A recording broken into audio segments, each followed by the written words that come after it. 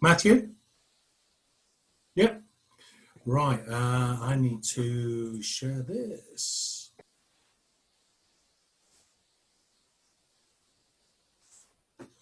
I take it you can all hear me okay and everything's fine? Yeah, okay. I've got another screen going. This has been going for quite a while now to get all this together. So let's get started. Hello, everyone, and thank you for giving me 20 minutes of your time to show you the basics of cybersecurity and to introduce a thing called CyberEssentials. I am a director of a company called Archie Consulting, and I'm a cybersecurity consultant, as I just told you. Any questions? This is going to be a bit of a steam train through, so pen and paper, write down your questions, and we'll get back at the end. So today we're looking at a thing called CyberEssentials, and what it is an information security standard which introduces 5 cybersecurity defenses, or controls as we call them. And these controls have been proven to be effective against the most common internet-based cyber threats. So that's what we're dealing with today. This short presentation should be just enough for you to fully understand the value of this standard and to compel you to act and then hopefully protect your cyber environment. If you think that these 5 controls are beyond you, then at least you'll be able to ask your IT support company the right questions, get the right level of service, or you could ask an expert. So that's my website there. And if you want the standard, you can actually download it from my website. If you go over there to where do I start, CyberEssentials, and there's a little spot on there. But before we get started, in CyberEssentials, we've got to do a thing called expelling the myth. Which is this one, because the story I hear is that, well, they'll get in anyway, and statements like this had some relevance in the days of crime when it was about leaving your handbag on the backseat of the car or leaving your bicycle unlocked. But in the world of cyber, there are things that you can do which will make your environment practically unbreakable. So when I talk to people and I hear, you know, all these things, they'll get it if they want, what I'm actually hearing is, I can't be bothered, or I don't know how. Well, as of now, there won't be any excuses. You're going to know how.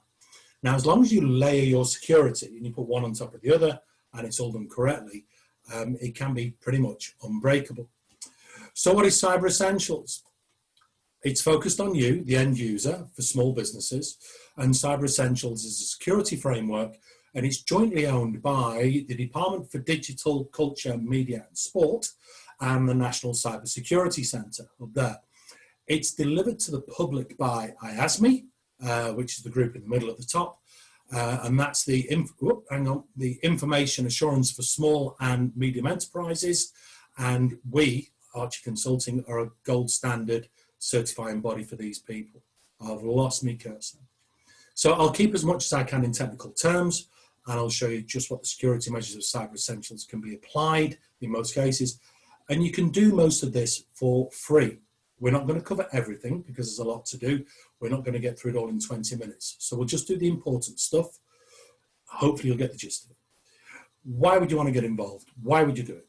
Well, if you asked your IT company, sorry, Chrissy, if you asked your IT company or your managed service provider, as they're now known, if your website and your data is secure, then what you'll probably get back is an opinion. And as I've been told recently, I've spoken to our outsourced IT department and they say we're fine. We don't need it. Well, depending on what they can do and what they can sell you, all you'll ever hear is that. It's just an opinion. If you can implement CyberEssentials throughout your ICT estate, then you'll be complying with a standard. And I think that's better than a third-party opinion.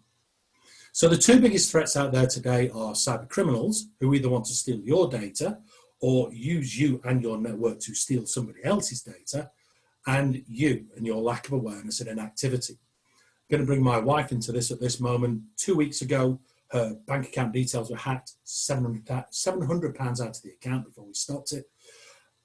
She lives with me. She's a dentist and I've got fillings. This happens, it happens to us all, you know.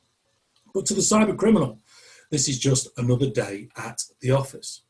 So when I was putting this all together last week, I was going to talk about the latest batch of cyber victims.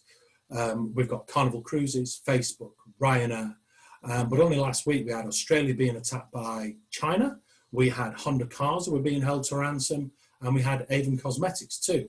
So to save us some time for points of brevity, I'm just going to hope and assume that you know and accept that this exists. It's a thing, and there is something you can do about it.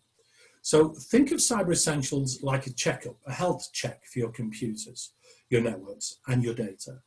It shows roadworthiness like an MOT, and it is prescriptive in that it tells you what to do. But because we've only got the 20 minutes, we're going to look at these controls and be sore. So let's just get stuck in. We're going to look at passwords first because, hang on a sec, this is the control set. But we're going to do passwords first because if you can get passwords right, most other things are just going to fall into place. Now, the problem with passwords is that they become this thing where it's difficult for us to remember because they become complex and we need so many, and yet they're easy for computers to figure out. And we use short passwords, known passwords, the dog's age, parents' names, schools we went to, towns where we were born, and we're asked for a password. And the other problem is that we tend to use the same password for the same email address wherever we log in. So this could be online shopping at Amazon, eBay, and everywhere else we go, social media, news sites, email. And these two pieces together, your login ID and your password, are known as your login credentials. And as the cyber criminal already knows your email address, they only need to figure out your password and they're in. So how do you know if your password is being used somewhere? Has it been compromised? Well, there is a website we can use to check, and it's called Have I Been Pwned? And to do this, I'm going to need a volunteer. And I've chosen Matthew. So let's go and see if Matthew's credentials have been harvested from sites that have been hacked, or to use the correct term, compromised. And it looks like you have. Matthew's credentials have been harvested, according to Have I Been Pwned, 9 times. What we're looking at are a list of sites where the email address is linked to an account and that particular site has been compromised. And each report shows what was stolen in that particular data breach. And you can do this too by visiting the same site. It's haveibeenpwned.com. As I say, pen and paper, write it down. And relax. I've checked this out with Matthew. He knows everything's cool and everything's been dealt with. So to comply with the standard, we use a thing called a complex password. And the standard demands that it is 8 digits in length. So we use a complex password because it's a random string of characters. Now, if you look at the keyboard there, we've got 26 letters in the alphabet, and you can use upper and lowercase. So there's 52. And if you look at the top line where you've got 1 to 0, and you do uppercase as well, we have 72 possible options per character. It's just about passwords. When we add complexity, try to stay away from using an exclamation mark for a 1 or an E for a 3 because it's too obvious. Matthew as a password is just too obvious, and the cyber criminals already know about these little techniques. So don't use a thing called personally identifying information in your passwords. For the mathematicians amongst us, why is it 8 characters long? Well, if a keyboard offers you a choice of 72 characters and it's 8 digits long, then it's 72 to the power of 8, which means that there are I've rehearsed this, 722,204,136,308,736 possible passwords. And depending on how you crack it, it could take up to 5 days with a persistence attack. If you use 9, it becomes this, 10 becomes, 11 becomes, I don't even know where to start on that one. But it sort of makes the old style passwords of password 123 look a bit silly. So how can you remember all these passwords?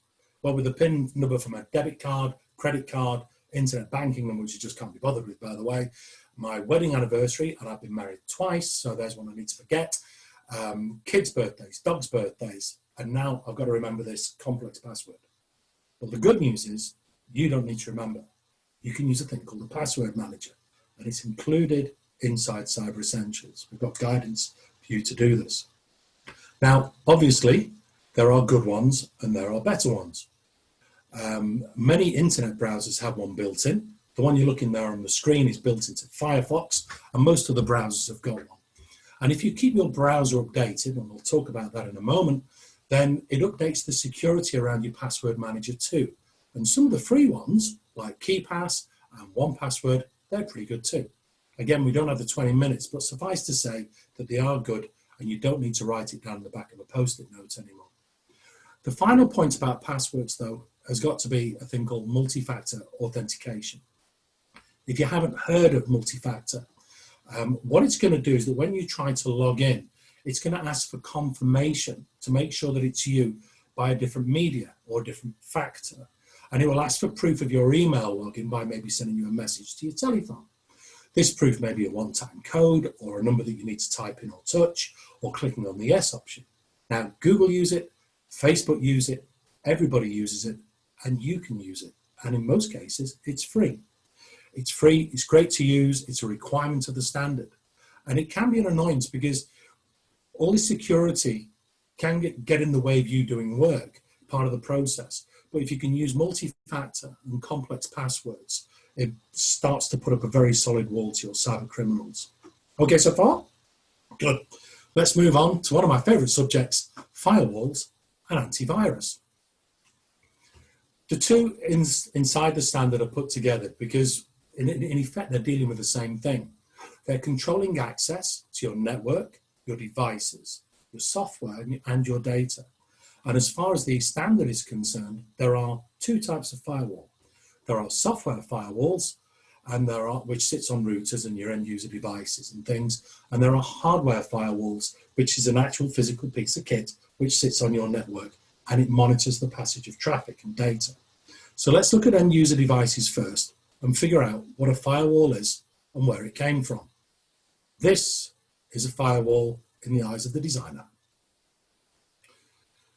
It's designed by the same geeks who played Dungeons and Dragons, and a firewall permits access to the other side of the firewall if you know the magic spell.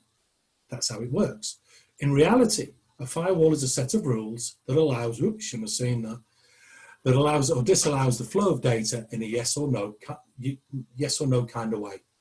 A firewall is the bouncer, the management, on the door of your digital nightclub, and if your request doesn't agree with the rules, then the firewall says, sorry mate, you can't come in.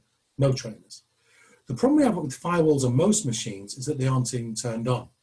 And what this gives the criminal are a set of vulnerabilities that for them are easy to exploit. And there is little point in having a door with only a latch for a lock or one that you can just push open. A firewall is an intelligent system of closing doors with sensible, appropriate locking systems that only allow authorized traffic in and out of your network. Some are good and some are great. Now, if you're using a Windows operating system, there is a software firewall already built in. Apologies for other operating systems, but I'm a Windows kind of guy. It's pretty easy to check if yours is turned on or not. Again, you might want to write this down before you do this kind of thing. If you go to the type here search box on the bottom left of your screen and just type in check firewall, click on open, and you'll get this screen. What we're looking for are green shields with ticks on them, and make sure that your firewall starts when Windows starts too. If it doesn't, just use default settings. Most antivirus products they come packaged with their own firewall, the better ones, and most of these are as good as, if not better than Microsoft's. But we have to be careful because sometimes they'll fight and conflict.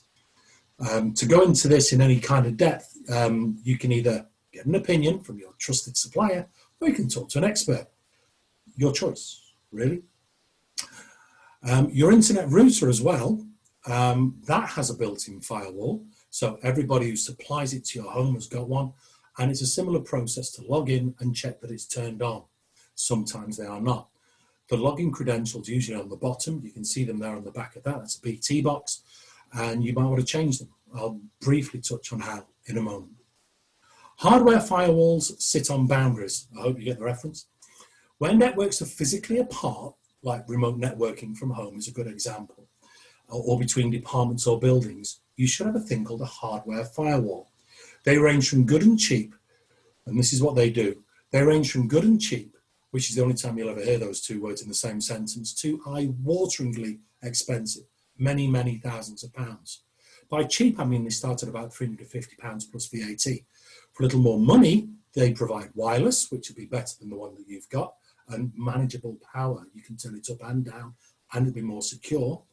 You spend a little more money on your firewall, then it can become an intrusion detection service, which then reports back to the vendor. They analyze it and they make moves to make sure who's attacking you stays out. So it's a good thing to do. Your choice will be based upon what you need to protect and whom. And I believe we're doing risk assessments next week.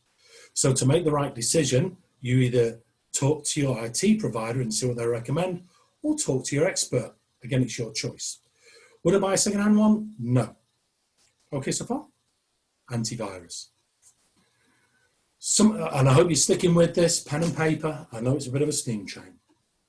Some antivirus software is straightforward detection software. Some offers more functionality, such as identity protection, file scanning, online identity, and ransomware protection. They all work in a very similar way, but some do it far better than others. When you're making a choice, look for one that operates automatically. Look for one that updates hourly, scans comprehensively, and it's one that you pay for. Because when it comes to antivirus software, freeware really is vaporware. It just evaporates and gone. Talking of which, a customer last week said to me, and they assured me that their antivirus software was completely up to date and it was doing a fine job. And they were really quite adamant about it. I said, which one are you using? They said, oh, it's the German one. I said, yes, but which one? And they couldn't find it. They could find the receipt. They'd actually been paying for this for 4 years, but they never actually got around to installing it. Believe it or not, it happens. So antivirus and malware detection is a huge subject. If we got started, we'd be here till Boxing Day. If you're looking for a better solution, then either get an opinion from your trusted person, or you just meet the standard. To meet the standard in this particular control set, this is what you need to be doing. Your software firewalls should be turned on. Use a hardware firewall and install antivirus software on all end user devices, and if available, on your network devices too. Some of us have got hybrid systems where we still have a server at home, and that too should have antivirus on there. Again, any questions, get hold of me, write them down, talk about it at the end. Our third control is a thing called configuration. All devices, most software, steam train, still going in. All devices and most software is delivered to you with a configuration which allows you to get that piece of equipment up and running as quickly as possible. Auto run, plug and play, one size fits all. But as you're probably trying to figure out, and especially from my point of view, guys who work in IT, this is a dangerous way to be. So if you took internet routers, for example, branded routers, and we're talking about TalkTalk, Virgin, BT, Vodafone, they're usually made in China by the company that submitted the lowest bid. The box may look nice and fancy, but the configuration is usually very similar from one to the next. And they are not unique. Domestic providers are getting better at this, but even so, the criminals don't even need to guess. I could find out what router you've got just by looking at it. There is a website out there, and all they need to do there is go there, put in the make and model, and it will tell them the login credentials. They're made in batches. So it's a good idea for you to change this. And the good news is you can. It's a simple procedure of logging in, changing the password credentials. This is the back of another BT box, and if you look at the white label, that's where you'll find the password. These are the default credentials. And if you have any problems with this, you know what to do. The standard also demands that your all network devices, including laptops, desktops, routers, switches, storage devices, if it's on your network, change the login credentials before your neighborhood criminal does. And remembering that passwords need to be a minimum of 8, complex, etc. And the other thing we need to look at, hang on, let's get back to that one. The other thing we need to look at are things like autoplay and USB. And when you plug in a portable device, what does your computer actually do? All these things should be turned off to comply with the standard. Close down the facilities that you do not use, because leaving windows open is like an invitation to a criminal. User access is our fourth control. This control, it asks us to be aware of who we share our equipment and data with, and what rights we have over it, and this extends to the management of our network and our data too. The standards asks us to work with a thing called least privilege. Now the problem is that with a few short clicks, we can all be administrators. We could do everything, and that's the problem. Administrators have got complete control over the machine, the operating system, the application software and the data. And if you make your data available to the public, say through a website, with your inherited elevated status, anyone can do anything with your data. But maybe the thief is already inside the camp. Maybe it's a disgruntled employee perhaps, or someone who is thinking of leaving and taking all your data with them. Maybe it's your sales book, your order book, your address book. Maybe it's someone who's unaware of the consequences of sending the wrong email to the wrong people. These things don't need to be malicious, but they do happen. And user access controls stop this type of mishap. Some malware also needs to have elevated rights in order for it to function. So if we keep the permissions to least privilege, we can stop that from accelerating forwards. Our final control section, and I know that the clock is ticking on, is about a thing called patching and updates. Updating software is largely forgotten about or ignored by users. We still have people out there who are using Windows 7, and even some people are using Windows XP. Now, because of this, criminals love it and they love you. Software is updated for two reasons. There are feature updates where they made it better, the manufacturers improved the product for you, and there are security updates because somebody has figured out how to pick the lock. If it is not updated, it's probably because it's unlicensed software, i.e. you've stolen a copy or you haven't paid that year's fee, or the manufacturers declared the software to be obsolete and no longer supports it. The same goes for data processing software, your internet browser, and your antivirus software too. It is all very much a similar process to update your software. Obsolescence applies to hardware too, because if the manufacturer doesn't support it any longer, there may be security vulnerabilities that the criminals know about, and neither you nor the manufacturer have any power to do anything about it. The standard asks us to, now you can get around this, install critical updates and patches within 14 days. You can get around this by having a little housekeeping session once a week. 30 minutes, once a week, will update all your software and keep you on top of the game. Finally, the biggest vulnerability is you. With the best security measures in the world, it's up to you. You have to be aware of what you do on your computer and where you go, the information you give away and share. From now on, because you've just heard this, I don't know how, or I don't know how to ask, or I can't be bothered, or I don't care, is no longer an excuse. Your business may be all about selling knobs to tourists, but you all got to have this responsibility for your cybersecurity. Take just a little time every week. Buy a PC magazine now and again.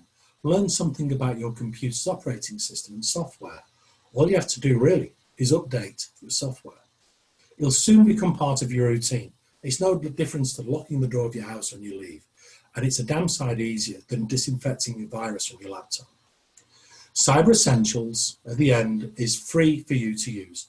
You can download the guidance document by going to archieconsulting.com and navigating to what is cybersecurity, where do I start, go to the bottom and download the whole thing. We have a certification process too. The difference being that you can fully implement the 5 controls and then you submit an application through my website. This we mark, and if you pass, you get recognized and certified. If you don't, then we give you guidance as to how to get yourself up to speed. You can use this certificate as you wish. You can use it for marketing and maybe tell all your larger or more specific contracts. You can tell your customers that you're taking cybersecurity, you and yours and their data, seriously. It tells your customers and your suppliers that as a business, you're growing up. Now, the certification process is £300, including VAT. And then beyond that, there is CyberEssentials Plus, which CyberEssentials Plus involves an in-depth vulnerability test of a network. And what we do is we come along and we test your network and tell you where it's failing. And then it's up to you to take the necessary steps to get it back up to speed. It's another layer up. On top of that, we've got IASME, which is an information security management system. And hang on, where are we? And there we are. And this is it. This is the end of the presentation. By now, you should know what the 5 controls are. You should know roughly how to implement them. You should know what to look for. And if you get lost or if you feel that it's a little bit beyond you, then on this website, we've got, on this user group, there's me, there's website guys, there's support guys, there's IT companies. Just go and ask a question. I hope this helps you address your cybersecurity issues, and I hope you've learned something valuable here today. So thank you for listening.